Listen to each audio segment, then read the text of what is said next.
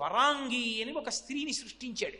సృష్టించి ఆయనకి భార్యగా ఇచ్చాడు. ఈమెని నీ భార్యగా ఉంచుకొని సంతోషాలు అనుభవించబోయే అన్నాడు. ఆ వరాంగితో కలిసి కాలక్షేపం చేస్తున్నాడు.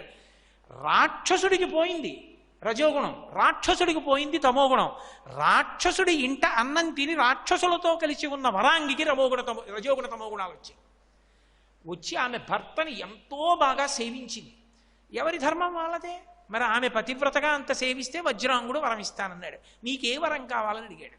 ఆవిడంది పరమ విష్ణుద్వేషి, వేదములనన్నిటినీ కూడా వ్యతిరేకించేవాడు, లోకములను బాధ పెట్టగలిగినటువంటి వాడు, 3 లోకములు గడగడలాడిపోయే కొడుకు నాకు కావాలి, ఇంద్రుణ్ణి అసలు అవలీలగా గెలిచేవాడు కావాలి, నీకన్నా బలవంతుడై ఉండాలి, అటువంటి కొడుకుని నాకు కొడుకుగా కటాక్షించండి.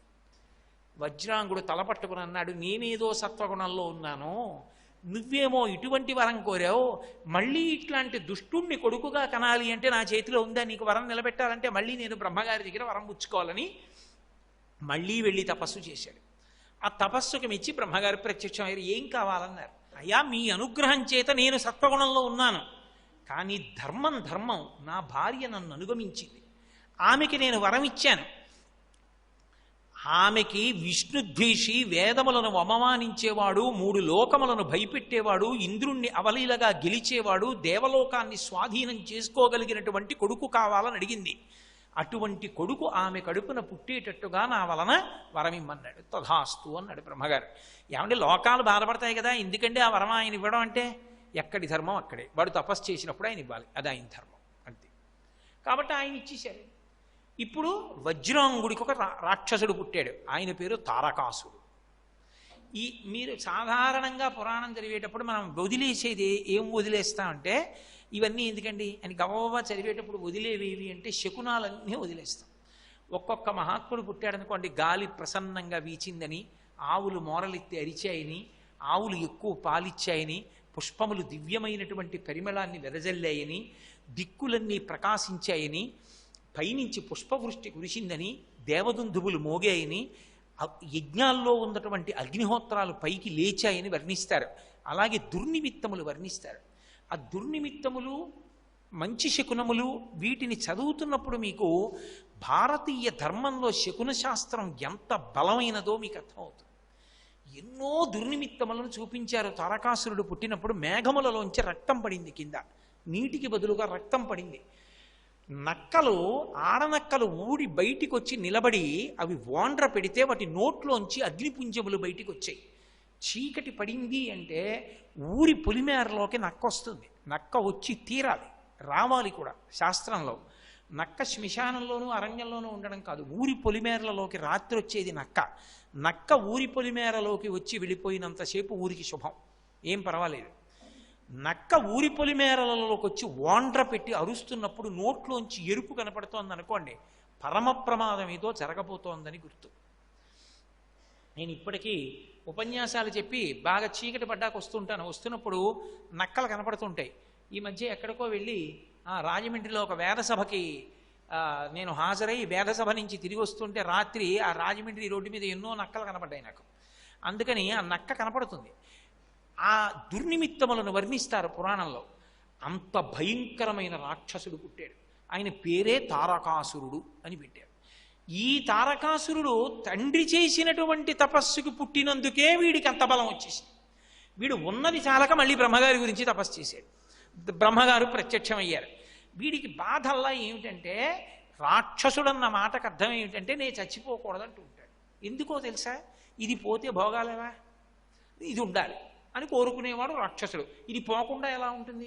ఇది పోయే లోపల దీంతో నేను భక్తితో ఉండాలి, ఈశ్వరుణ్ణి సేవించి ఈశ్వర కృపకి పాత్రుణ్ణి కావాలన్నవాడెవరో వాడు సత్వగుణం కలిగినవాడు. కాబట్టి ఆయన బ్రహ్మగారి గురించి తపస్సు చేస్తే బ్రహ్మగారు ప్రత్యక్షమయ్యారు. ఏం కావాలన్నారు. ఆయన ఒక విచిత్రమైన కోరిక కోరాడు.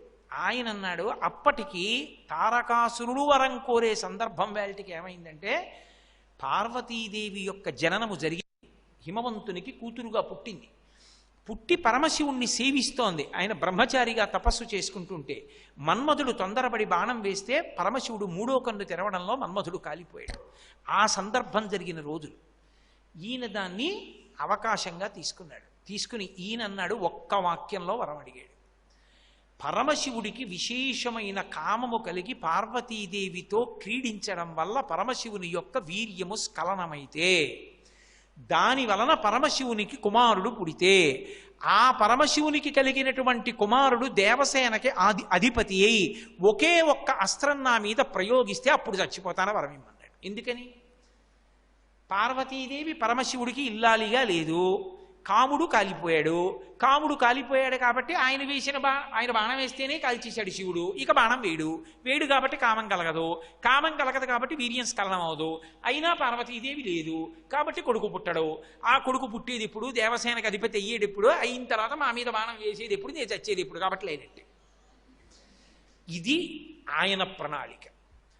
బ్రహ్మగారు చూసి హడిలిపోయి అన్నాడు, అయ్య బాబు, ఎందుకని? ఆయనకు ఒక లక్షణం ఉంది.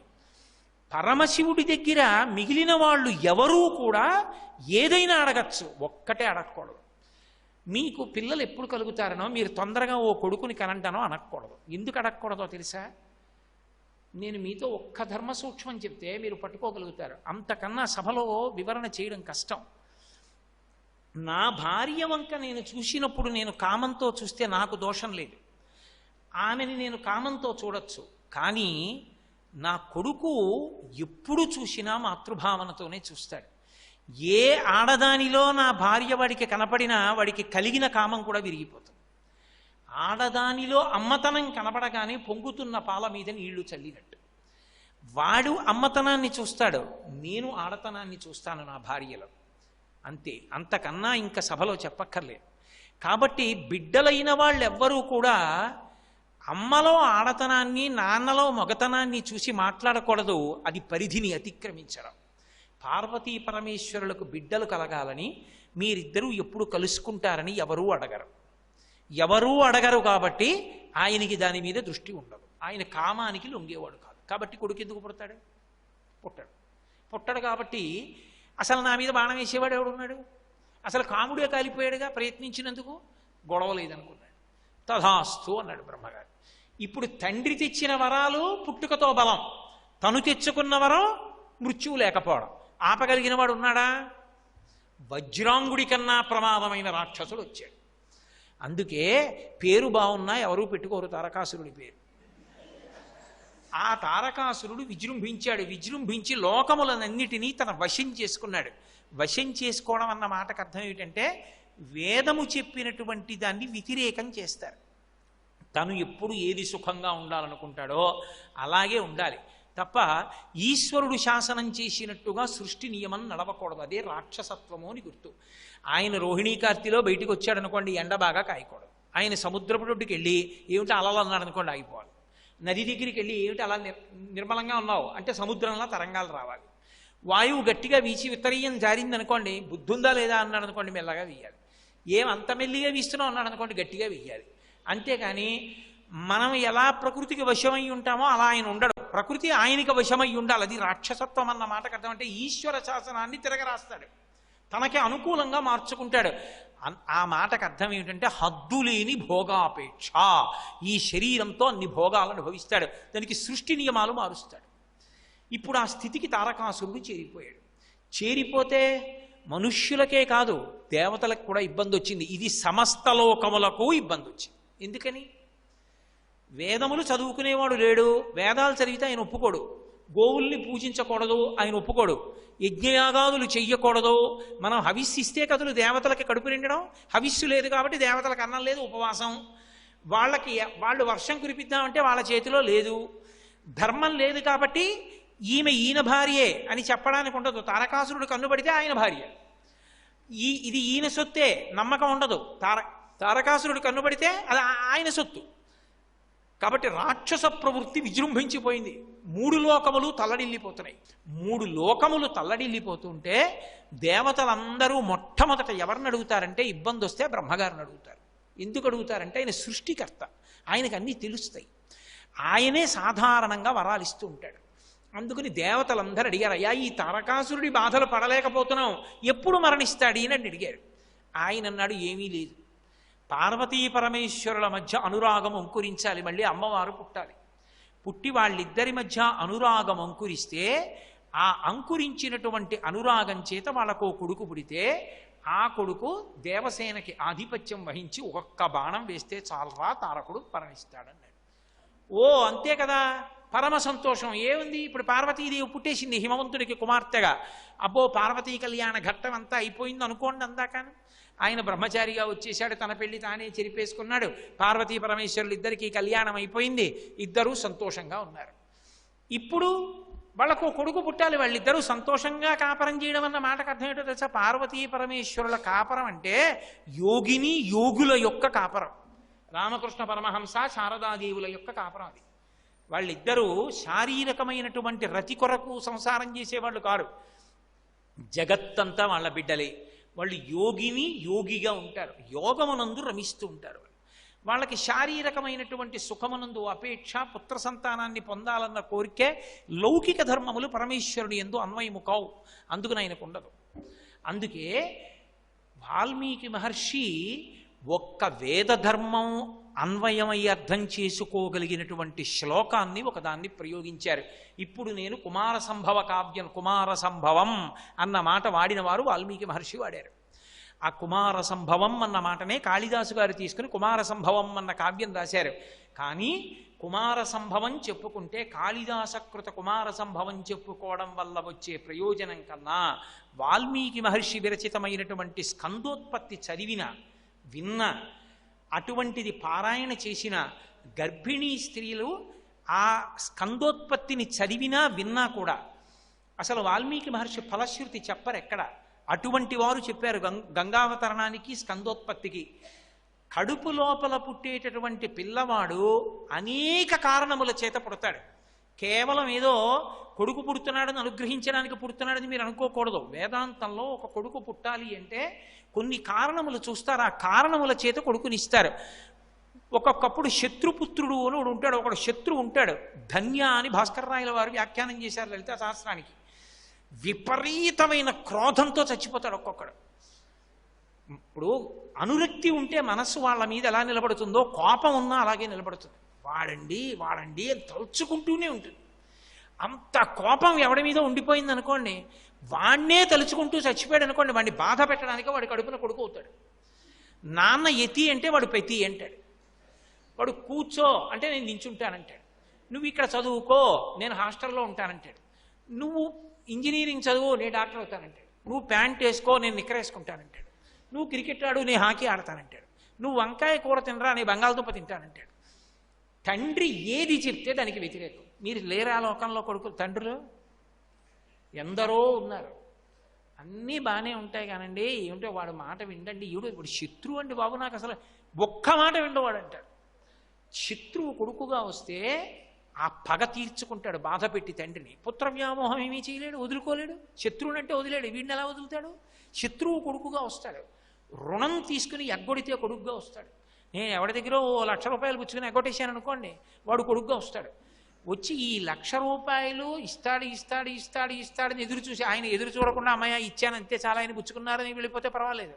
వాడు 1,00,000 తిరిగిస్తాడు తిరిగిస్తాడు తిరిగిస్తాడని ఎదురు చూసి ఎదురు చూసి ఎదురు చూసి ఆ 1,00,000 రూపాయలు నేను ఇవ్వకముందే ఆయన వెళ్ళిపోయాడు అనుకోండి, ఆ 1,00,000 రూపాయలు ఆయన ఇవ్వలేదు, ఎప్పుడు ఇస్తాడో నాకు ఇవ్వనేలేదు, ఇంకేం ఇస్తాడులే అనుకుంటూ పోయాడు అనుకోండి, వాడు కొడుకుగా వచ్చి 1,00,000 రూపాయలు అయ్యే వరకే ఉంటాడు ఇంట్లో. అంటే ఆయన తిన్నది ఆయన తాగిన పాలు 1,00,000 రూపాయలు అయ్యే వరకు ఉండి గుటుక్కుని వెళ్ళిపోతాడు. అంటే పరిపూర్ణమైన ఆయుర్దాయంతో ఉండడు. కళ్ళ ముందు కొడుకు ఎదిగొచ్చిన వాడు వెళ్ళిపోయాడండి అని ఏడుస్తాడు తండ్రి. అలాగే సేవక పుత్రుడు, ఇంట్లో సేవకుడు 50 ఏళ్ళు 60 ఏళ్ళు పనిచేసి వృద్ధుడైపోయిన, మిమ్మల్ని వదనలేని అయ్యగారు అని చెప్పి ఆఖరికి యజమాని పెట్టిన అన్నమే తింటూ మా అయ్యగారు దేవుడు అంటూ వదిలేశాడు అనుకుని వాడు కొడుకై వచ్చేస్తాడు. వాడికి ఏం రాదు కదూ, అదే సంస్కారంతో వస్తాడు.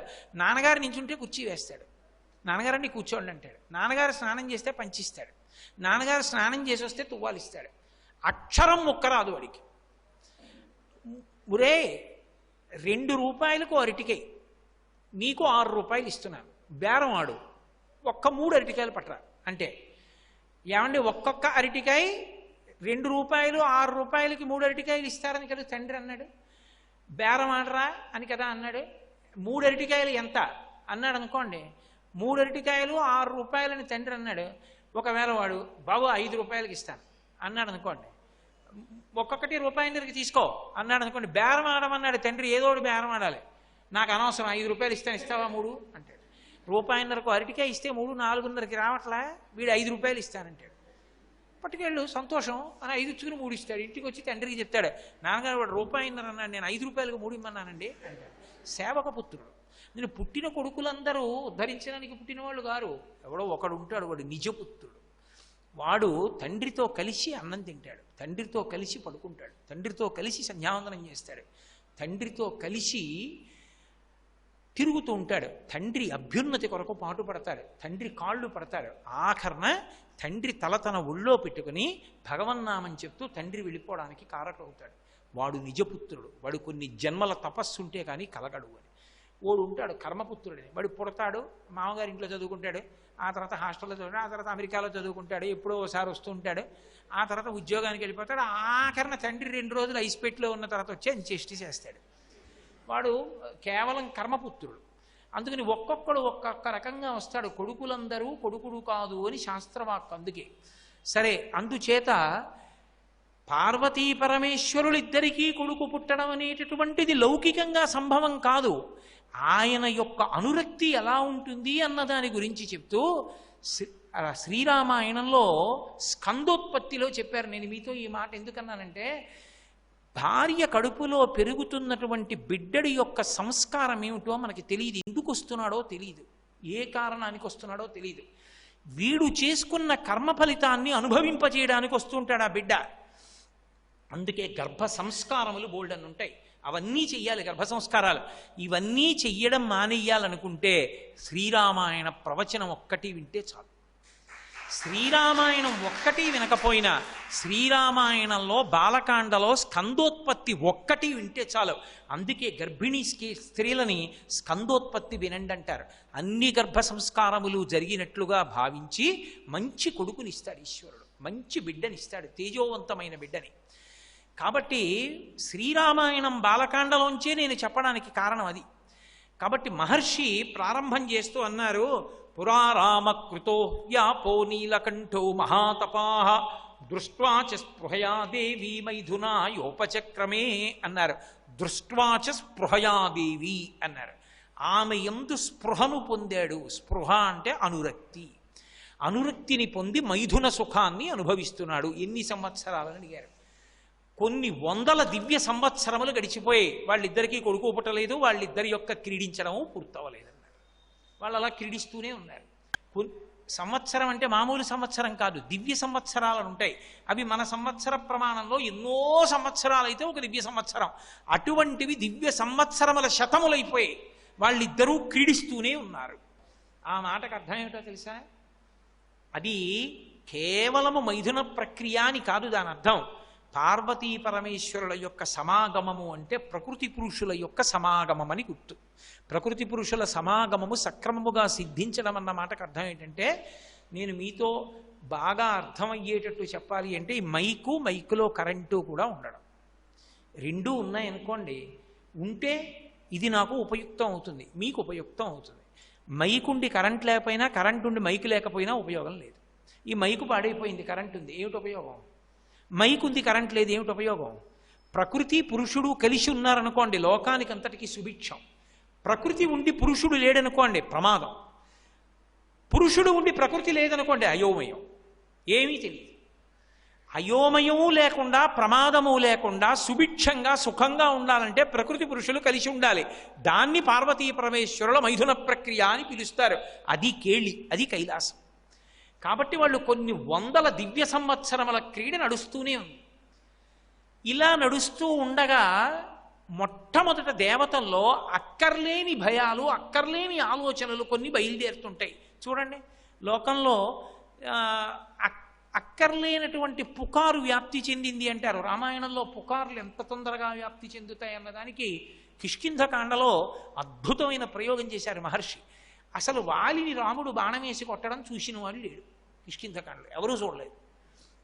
వాలి చచ్చిపోవడం చూశాడు. ఎవడో ఓడన్నాడు, రాముడు బాణాలు వేశాడురా, మన వాలి గిరగిర తిరిగి పడిపోయాడు అన్నాడు. ఆఖరికి అది తార దగ్గరికి వెళ్ళేటప్పటికీ ఏమని వెళ్ళిందో తెలుసా? వానర సైన్యానికి రాముడికి భయంకరమైన యుద్ధం జరిగింది. ఇన్ని బాణాలు ప్రయోగించాడంటే వానరులందరూ మరణించారు. చివర వాలి పడిపోయాడని చెప్పారు. అసలు నిజంగా అవేవీ జరగలేదు. సత్యం కన్నా అసత్యం అంత వేగంగా వెడుతుంది. సత్యం నిబ్బరంగా ఉండి నిగ్గు తేలుతుంది. కాబట్టి దేవతలలో ఒక అపవాదు బయలుదేరింది. ఏమనంటే సర్వలోకముల యందు ఆ పార్వతీ పరమేశ్వరుల యొక్క తత్వాన్ని తట్టుకోగలిగిన వేరొక భూతం లేదు. భూతము అన్న మాటకు అర్థం పిశాచాలు అని కాదు. భూతం అంటే ప్రాణి అని. ఏ ప్రాణి కూడా పార్వతీ పరమేశ్వరుల యొక్క శక్తిని తట్టుకోగలిగింది కానీ, భరించగలిగింది కానీ, వహించగలిగింది కానీ లేదు. అంటే అన్ని భూతముల కన్నా గొప్పది ఏది అంటే పార్వతీ పరమేశ్వరులే. శక్తిగా ఆమె ఆదిశక్తి, శివుడిగా ఆయన కన్నా గొప్పవాడు ఇక లేడు. అందుకే దేవతా సార్వభౌమ అని పేరు ఆయనకి. అంతటి శక్తి. ఇప్పుడు ఈ రెండు శక్తులు కూడితే అందులోంచి ఇంకో శక్తి వస్తుంది. అప్పుడు ఈ రెండు శక్తుల సమాగమంలోంచి ఓ శక్తి వస్తే ఆ శక్తి మనకి అనుకూలమైతే పర్వాలేదు. మనం అడగలేదుగా, అయ్యా తారకాసురుడిని సంహరించడానికి మాకు మీ కడుపున ఓ కొడుకు పుట్టాలని అడిగితే రే అటువంటి కొడుకు నిద్దును అని ఆయన అనకుండా, మీరు నన్ను అడగలేదుగా, ఇప్పుడు ఈ భూతం పుట్టింది, ముందు దీన్ని అనుభవించండి అంటే వాడు తారకాసురుడి కన్నా భయంకరుడైతే ఏ కారణం చేతనైనా అటు ఆయన ఇటు ఈయన మనం ఎక్కడ బతుకుతాం? అందుకని మనం అడిగే వరకు శివుడి కడుపున కొడుకు పుట్టకూడదు. మనం అడుగుదాం, వేరోసారి అడుగుదాం. అందుకని ముందు మాత్రం మీరు ఆ దివ్య క్రీడ విరమించేసేయండి అని అడుగుదాం అనుకున్నారు. అసలు అడగచ్చా ఆ మాట? అడగకూడదు. అడగకూడని మాట, నోటి వెంట రాకూడని మాట అడగడానికి దేవతలలో ప్రయత్నం ప్రారంభమైంది. ఒక్కొక్కసారి ఎలా ఉంటుందంటే ఇది చెడు అని తెలుసున్న వాళ్ళు ఉంటారు. ఉన్నా కూడా పైన ఉన్నవాడు బలవంతుడైపోతే మనకెందుకు వచ్చిన గొడవ, మనం ఏమైనా చెప్తే వాడు వింటాడా, ఏమన్నా అనుభవిస్తే వాడే అనుభవిస్తాడు, మనకెందుకు 10 మందితో మనము పెడితే గొడవ వదిలిపోతుందని వాడు ఓ సంతకం పెడతాడు. నిజంగా అడిగారనుకోండి, తప్పండి నాకు తెలుసు కానీ ఏం చేస్తామండి, పలుగురాడు మాట పార్టీ తరగతి వద్దంటే నా మీద కక్ష పెట్టుకుంటాడు, అందుకని నేను సంతకం పెట్టానండి అంటుంటాడు. బలవంతమైనటువంటి నాయకులు నడిపించే ఉద్యమాల్లో ఇలా పాల్గొనే వాళ్ళు చాలామంది ఉంటుంటారు. దేవతలందరినీ ఇలా నడిపించిన వాడు ఎవరంటే ఇంద్రుడు. ఇది రెండో తప్పు ఇంద్రుడిది. మొదటి తప్పు ఎక్కడ చేశాడంటే పితృస్వరూపమైనటువంటి పరమశివుని మీద వెయ్యకూడని బాణం మన్మధుడితో వేయించాడు. అది మొదటి తప్పు. ఎందుకు కాల్చేశాడు మన్మధుడు అంటే, మన్మధుడు తనకి కొడుకు లాంటివాడు, ఆయన తండ్రి లాంటివాడు. తండ్రికి కామం పుట్టడానికి ఇది చేస్తే బాగుంటుందని కొడుకు చేయొచ్చా? ఎంత తప్పది. తండ్రి మీద బాణం వేయడం ఏమిటి మన్మధుడు? ఆయనకి కామోద్రేకం కల్పించే ప్రయత్నం చేయడం ఏమిటి? అది తన తల్లి పార్వతీదేవి మీద కామం పుట్టేటట్టుగా తాను బాణం వేయడమా? నీ పరిధి దాటావు, అందుకు కాల్చేశాడు మన్మధుణ్ణి. తన పరిధి దాటాడని మన్మధుణ్ణి కాల్చినప్పుడు ఇంద్రుడు బుద్ధి తెచ్చుకోవాలి. ఇంద్రుడి భయం ఏమిటంటే పుట్టిన ప్రాణి చాలా గొప్ప భూతం వచ్చి తనకి వ్యతిరేకమైతే తన పరగిపోతుంది, తనకి అనుకూలమైతే తారకాసురుడు మరణిస్తాడు. రేపొద్దున నువ్వు చెప్పలేదు కదా అని శివుడంటే, అడగంది నీకెందుకు ఇవ్వాలంటే అని ఒక వెర్రి ఆలోచన ఒకటి పుట్టింది. ఇది మనకే కాదు, దేవతల్లో కూడా ఇలాంటి ఆలోచనలు వస్తాయి. ఎందుకంటే అవి కూడా పుణ్యశేషమైపోయే వరకు ఉండేటటువంటివే కాబట్టి అక్కడ కూడా ఒక్కొక్కసారి ఇలాంటి వెర్రిమొర్రి ఆలోచనలు ప్రారంభమవుతాయి. అందుకని దేవతలందరూ కలిసి శివుడి దగ్గరికి వెళ్ళాడు. ఆయన కైలాస పర్వతం మీద కొన్ని 100 సంవత్సరముల దివ్యకేళి ఎందున్నాడు. ఉన్నవాడు బయటికి వచ్చాడు. అందరూ పెద్ద ఘోష చేశారు. పరమశివుణ్ణి పిలిచి బయటికి వచ్చి నిలబడ్డాడు. నిలబడి ఏమని అడిగాడు. అడిగితే పార్వతీదేవి బయటికి రాలేదు. ఎందుకని? ఆమె దివ్యక్రీడ ఎందు ఉన్నది, అందుకని ఆమె లోపల ఉండిపోయింది. పరమశివుడు ఒక్కడే బయటికి వచ్చాడు. ఏం కావాలని అడిగాడు. వీళ్ళందరూ ఆయన్ని ఉద్దేశించి ఒక మాట అన్నారు. దేవదేవ మహాదేవ సర్వలోకేశ్వర సహా అన్నారు. మహాదేవా మహేశ్వర. ఆ మహేశ్వర అన్న మాట పరమశివుడికి, పురుషోత్తమ శ్రీ మహావిష్ణువుకి, శతక్రతు ఇంద్రుడికి అన్వయం అవుతాయి. కాళిదాస కుమార సంభవంలో అంటాడు. కాబట్టి మీరు పార్వతీదేవితో దివ్యక్రీడలు అనుభవిస్తున్నారు. పుట్టబోయేటటువంటి మహాభూతాన్ని ఎవడు భరించగలడు? మిమ్మల్ని కానీ పార్వతీదేవిని కానీ భరించగలిగిన భూతం ఒకటి లేదు ప్రపంచంలో. ఇప్పుడు ఇంకొక భూతం ఆవిర్భవిస్తే మేము భరించలేము. అందుకని మేము చెప్తాం ఎప్పుడు బిడ్డల్ని కనాలో. మేము చెప్పే వరకు మీ తేజస్సుని మీ యందే ఉంచేసుకోండి. దేవదేవ మహాదేవ సర్వలోకేశ్వర సహా నలోకాధారయిష్యంతి తవ తేజ సురోత్తమ. ఒకవేళ మీ తేజస్సు వలన ఒక ప్రాణి పుడితే ఆ ప్రాణిని తట్టుకోగలిగినది, ఆ ప్రాణిని వహించగలిగినది. వహించడం అంటే ప్రాణి నిలబడడానికి ఆధారం ఇవ్వాలి. ఆధారములు 5 ఉంటాయి, పంచభూతములు: పృథివ్యాపస్తేజోవాయురాకాశములు. ఈ పృథివ్యాపస్తేజోవాయురాకాశముల 5ంటికి ఈ శక్తి లేదు. మీ ఇద్దరూ అటువంటి శక్తి కలిగిన వాళ్ళు. మీకు పుట్టే ప్రాణిని భూమి భరించదు. సర్వం శ్రీ ఉమామహేశ్వర పరబ్రహ్మార్పణమస్తు. స్వస్తి.